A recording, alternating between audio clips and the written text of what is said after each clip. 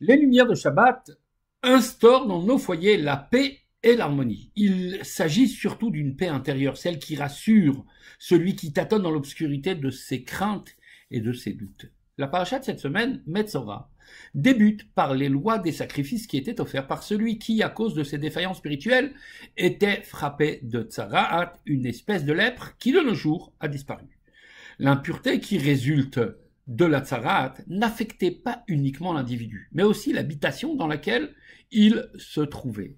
Rabbi Yehuda déclare dans la Mishnah, si une personne touchée de tsaraat, donc impure, pénètre dans la maison d'un ami sans autorisation, le propriétaire doit l'en faire sortir rapidement avant que sa demeure devienne, elle aussi, impure.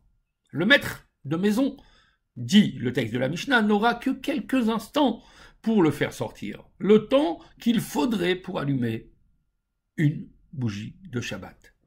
La référence aux bougies de Shabbat dans ce texte pour définir cette durée mérite que l'on s'y penche de plus près.